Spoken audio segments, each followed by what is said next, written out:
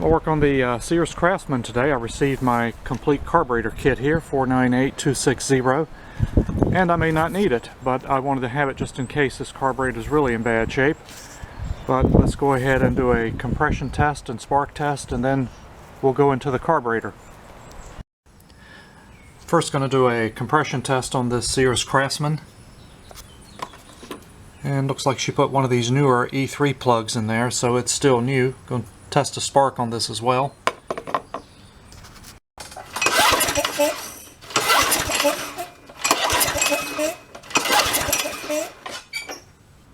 And here's our compression numbers. We got about 40 pounds cold, and Briggs & Stratton doesn't publish any compression numbers. So this engine has some compression release. I feel resistance in the rope. I think we're good on compression for the Sears Craftsman. And we're just going to check the spark here. Go ahead, honey.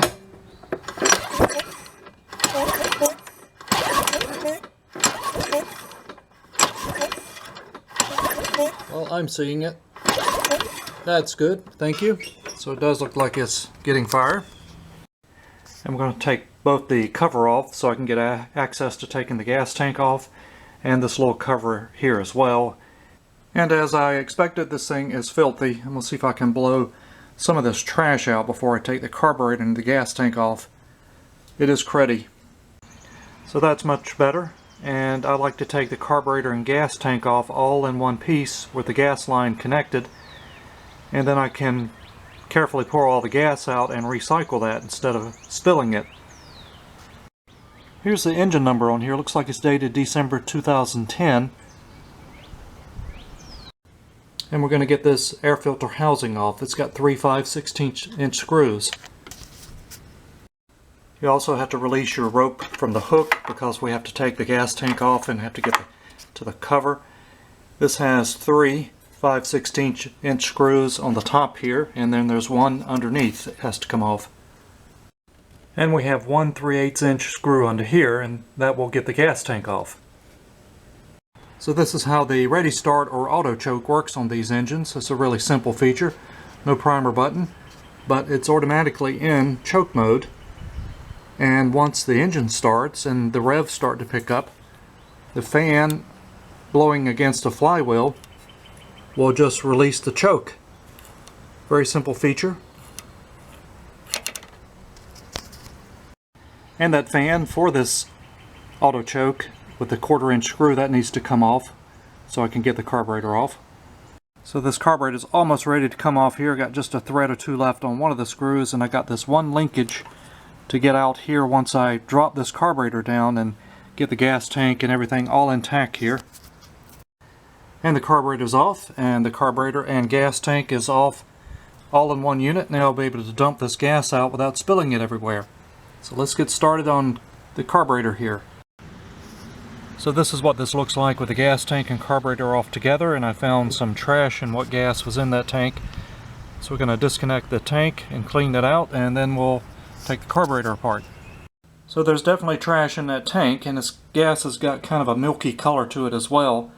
But you definitely want to clean that tank out before you introduce that back to a carburetor once you got that cleaned. Look at all that trash. And we just need to slide this little clip off and this carburetor will come off. So I wanted to clean some of the crud off this carburetor before I took it apart. So it's got a 1/2" nut on here, so let's take that out. And junk is pouring out of it.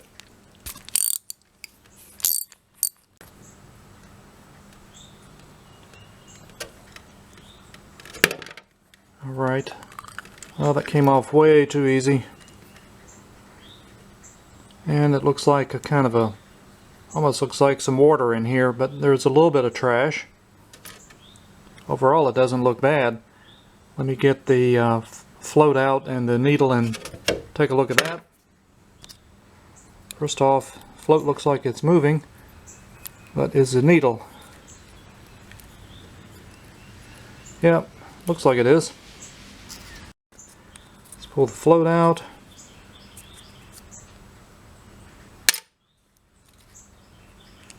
And the needle and seat will come out together.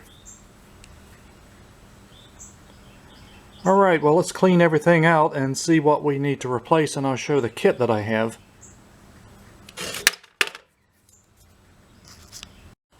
So we have very clean parts now. I've got the bowl clean. I've got all the inside of this carburetor clean. I'm going to double check, go through all these holes. Float is clean, and the needle is clean, and the pin, and the bowl nut. And there's a little hole in here. Need to make sure that is cleaned out. So surprisingly, I don't see a lot wrong with it. Take a good safety pin and just run it through all these little holes.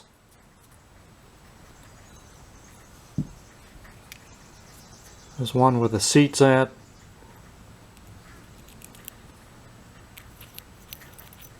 And I'll spray more carburetor cleaner in here as well. Every little hole needs to be gone through.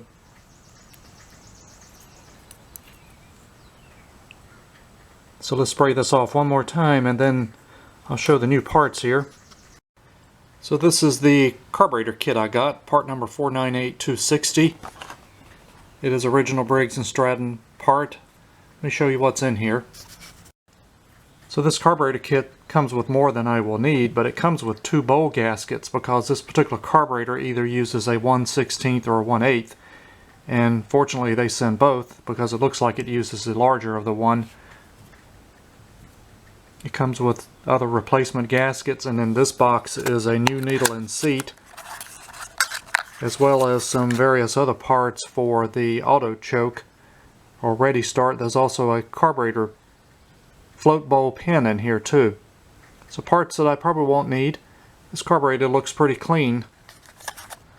Well, I think I'm going to save my carburetor kit, and I'm going to go ahead and put this back together as is, because it is clean. I went through everything. We found a lot of trash in the tank. Went through all the little holes in here. So let's just put this together and see if that will fix the Craftsman. Everything looks really good here. I'm just going to reassemble everything here. I got the needle back into the float. I'm going to put that in and get the pin back in. See if I can blow through all this.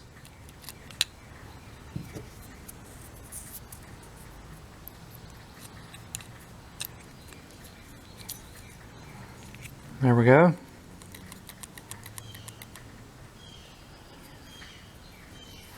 Put the float bowl back on.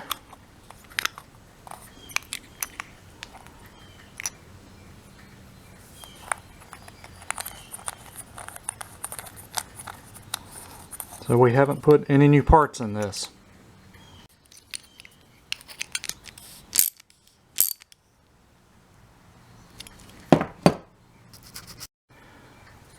Alright, we got it back together, and the test here is this, is I turned this up this way and blew in this hole, and I can blow in it because it does need gas, and then I turned it upside down and blew in it. That means the float is cutting the gas off, and I couldn't, so that tells me it should get gas in there. Let's put it back on and see what we got. So I got the carburetor and tank back on together, put them on as a unit. So let's get this installed back on the Craftsman and get some gas in it. So the carburetor looks good. Ready to put the gas tank back on.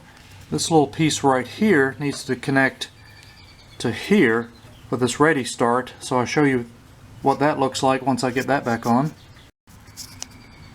So that's now all connected back up like it should be.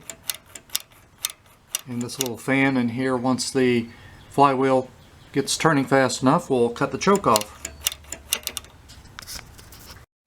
So the tank is on, and I've put gas in here and nothing leaking yet, so that's a good sign. I'll put this breather cover back on. I've cleaned it, and I've got a used filter I put in here as well. Let's see if we can catch a break in the rain here and give this a start.